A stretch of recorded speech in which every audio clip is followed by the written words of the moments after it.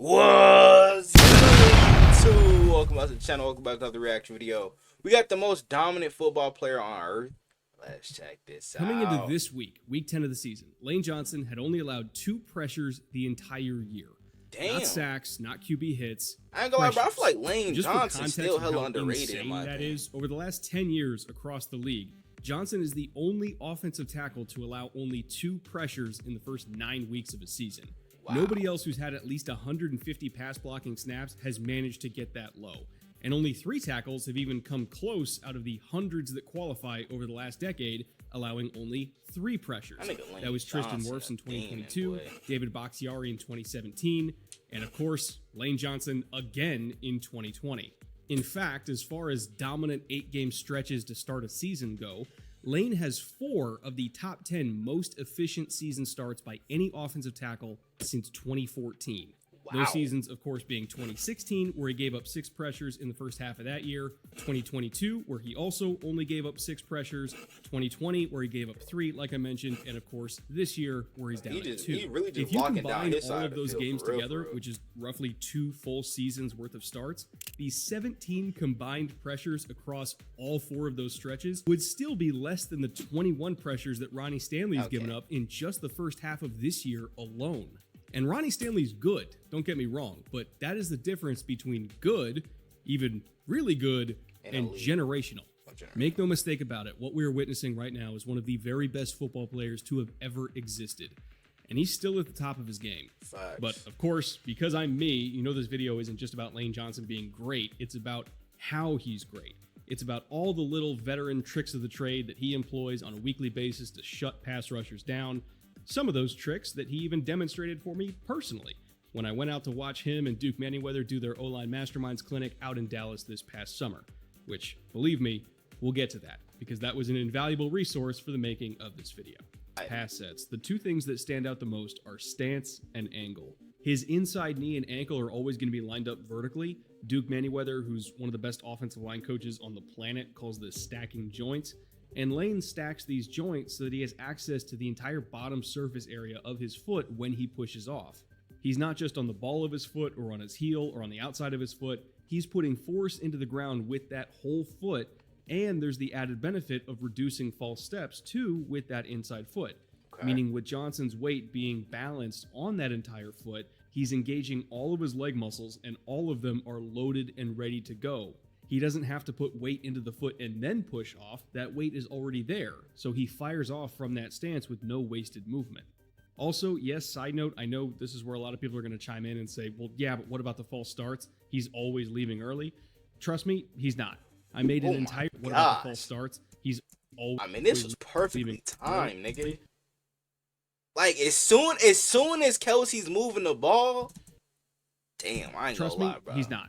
I made That's an what you entire call video elite on that right topic there. last year. So How go to check get it a out after you finish this false one. start. Lane is mostly that just nigga- playing that within the nigga gray Taylor, bro. areas of the rules that allow for him to Juwan move his Taylor's back foot forward, bro, I ain't right gonna lie. before the ball is snapped. False start But the reason merchant why right he there. can move his back foot so dramatically is because his front foot is drilled into the ground with all of his weight. It's not moving.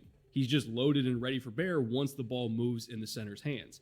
He wouldn't get away with all that pre-snap movement if his stance and timing were not perfect, but they are. Again, I encourage you to go watch that other video I made last year because it explains it in detail, but that's kind of beside the point. Beyond stance, the other major element of Johnson's pass sets that I want to talk about here is angle of departure. He's not a jump setter like many tackles around the league are, meaning he's not going to try to go out there and engage as fast as possible and get hands-on and fight you. So he That's waits generally for them to not come his down. style. What Lane likes to do Type is shit. get vertical in his sets, get as deep as possible, and delay engagement for as long as possible. Oftentimes he'll go through 6, maybe even 7 some tackles steps be before too he and the edge overzealous, rusher bro, make to get their contact. hands on the You'll see a kick pass step, a rushers. gather step, another kick, another gather, and then another kick and gather. And next thing you know, he's 6 yards behind the line of scrimmage before he's even touching anybody. And then I ain't gonna lie, I think this will allow Jalen Hurts to, like, in case Josh Allen gets around the edge, it'll allow Hurts to, you know what I'm saying, have more time and step up in the pocket and shit. Because the deeper an edge rusher gets into the pocket, the less likely they are to throw any fancy pass rush moves like swims, spins, or chops. Those are generally going to be moves that you see early in a rush to get a quick win when a tackle shoots his hands early. Oh my gosh. Like, say, in a jump set.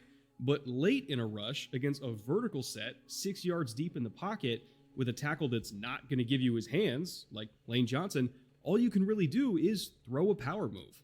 And Johnson is comfortable with that, by the way. He will actively invite rushers into his chest and say, go ahead, try to run through me, because he knows most of the time they can't.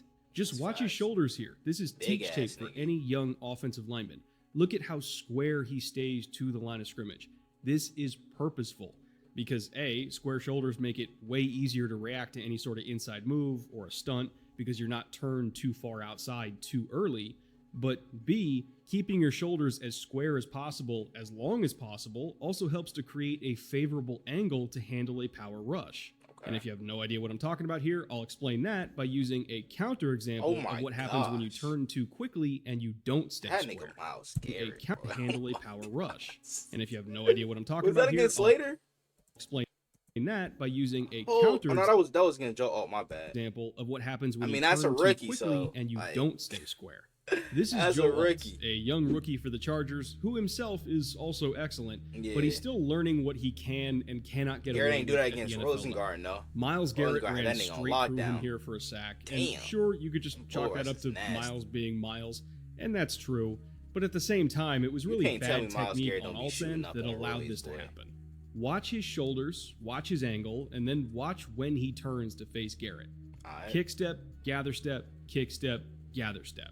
On that second gather step, he's already turning, which means as Garrett is landing that bull rush into his chest, he's actually doing it from about a 45-degree angle off center of Alt's sternum. He's not directly running into him from head on because Alt isn't presenting the correct angle. And you can do this with somebody at home to kind of demonstrate the physics of it and kind of feel it for yourself too, but it's way harder to stop somebody from running through you from the side or even from a 45-degree angle compared to when you're trying to stop them straight on. So Alt, who is a monstrous human, gets forklifted off the ground because he took that bull rush from a really bad angle and he had no shot here. He couldn't re-anchor, he had no position of balance or strength to counter power with power, and Garrett just ran through that inside shoulder immediately. You contrast all of that poor technique with Lane Johnson's technique here, and you can see a small subtlety that makes a big difference. Focus on this. Kick, gather, kick, gather. He's still square after 4 steps. And on his 5th step, you can see his angle switch from trying to get width to trying to get depth. He's buying himself just a fraction of a second more time here by trying to get more vertical. Again, the more he draws that edge rusher in, the more he's inviting that power. He wants these guys to chase him into the deep end of the pool so that he can drown them. That's the whole point. Ooh, it's not until step number 6 that he really starts to turn his shoulders. But he's only doing so to match the approach of the edge rusher. And he's only going to a 45-degree angle from the line of scrimmage. He's not going all the way perpendicular. Alt made that mistake, but Lane does not. The key here is to be face mask to face mask. If the edge's face mask is inside of yours as the offensive tackle, you're wrong. They're just going to run through you like Garrett did. But if you're face to face, locking horns evenly, that's how you take on a bull rush with a proper angle from a position of balance and strength. Josh Hines-Allen here simply could not muscle through Lane fast enough to the inside, and Hurts just sat there comfortably at a pretty normal pocket depth of 8 to 9 yards so that he could make this throw, which of course got broken up, but again, that's beside the point. The pass pro was great. Now, there is one more element that I want to talk about here with how Johnson handles pass protection, and it's perhaps the most underrated minor technical detail that defines his style of play, and that detail is how he lands his punch. Before we get to that, though, I do want to note that I was on a trip earlier this week with my wife to celebrate our 7th anniversary, and so we came back like around Wednesday evening, and so I only had about 48 to 72 hours to actually make this episode, which if, again, you know me, that's generally impossible. So I have been grinding for the last, again, 2 to 3 days to try to get this thing done by 11:59 p.m. on Sunday night, and the only reason I think I might make that deadline is because I have not left the apartment to eat. I've just had a bunch of Factor meals in the fridge that I've been grinding through for the last day and a half, 2 days at this point. So if you're watching this from Factor, thank you for, again, paying me. But also thank you for literally making this episode possible in the first place. And for those of you that don't already know what's in 25, there's major to check link, and that's going to film below. God damn. Start here with a little clip of Lane Johnson himself talking about his pass protection technique when he was at the O-Line Mastermind Summit in Dallas this past summer. Me and my podcast partner EJ were invited to come out and observe the summit as flies on the wall, And in that summit, some of the best offensive linemen in the game today, as well as in eras past, Didn't came Armstead together retire to too? impart their knowledge on young and up-and-coming linemen Damn, that are both hold equal up. as in eras past. Stefanski was jacked like that. The fuck? Impart their knowledge on young. Shit, and hey, they need you out there too, gang. In the Go ahead and NFL suit and up. in college. It's a wonderful event, and I learned so much while I was there. But in particular, I learned a lot from hearing Browns Lane can talk need all about the his help they can technique. get. But for me, Put that nigga at wide receiver. when the game Why not? grounds, guys, I want to have time to establish my foundation to where I'm not reading the rush, and then I'm just waiting. I give these guys my chest. When I first got in the league, you know, Stout showed me pictures of Munoz, Walter Jones, and all of them in the game were like this with their hands right here waiting. And so I give the defender my chest, and I like that.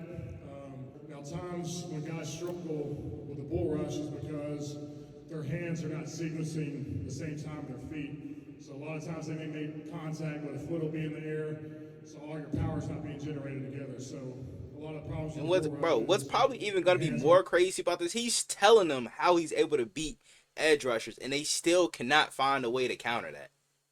That's some different level of shit right there. I ain't gonna lie. And I'm pretty sure everybody. Now, there's a couple things he touched on there that I want to that, highlight. Number that shit one, right Jeff there, that Stoutland video. molded a young Lane Johnson into the player he is today by showing him, in part, the technique of Seahawks great Walter Jones.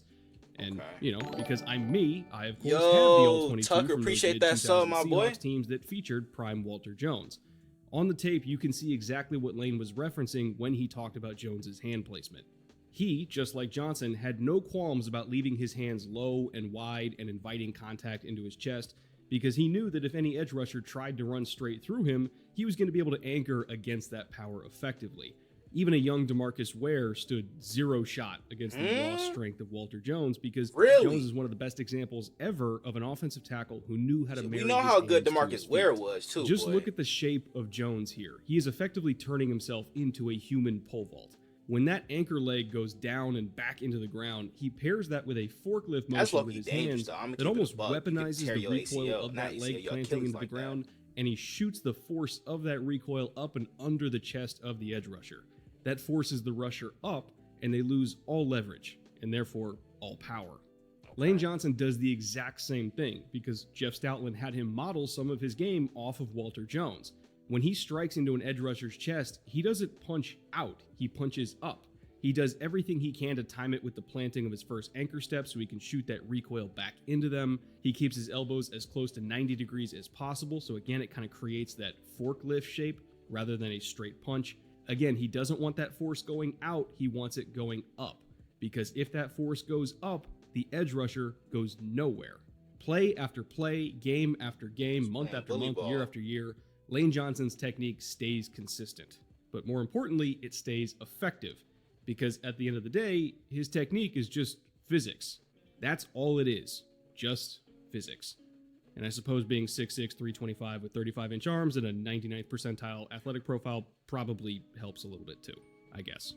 All right, I think that'll do it for me today. Hopefully you guys learned a little bit more about this is a good offensive line video, technique. bro. Before I go, I do want to thank Duke Manyweather and Brandon Thorne and Lane Johnson and everybody who puts on the O-Line Masterminds Clinic every single summer. I'm gonna have to because- start checking out more of his vids, bro. Brett Coleman. We definitely gonna have to throw his vids in the rotation, bro. I'm gonna keep it, because I need more NFL vids to react to with, you know what I'm saying, us being so deep in all season now, bro. It's been barely any NFL videos for me to react to. But hey man, I wanna know what you guys think down in the comments below. Y'all let me know what other NFL videos I'm to react to. Without further ado, I'm out. I'm chosen, I'ma make them feel me, make them people with they show me. And if you don't know me, I'ma make sure that you know me. I hate to say it, but I really think I'm broke. But I know I'm chosen, I really know I'm chosen. I know I'm chosen, I was just lost a year ago, but now I'm focused. When good at sports, this microphone can be my trophy. Not taking drugs, I found a better way of coping.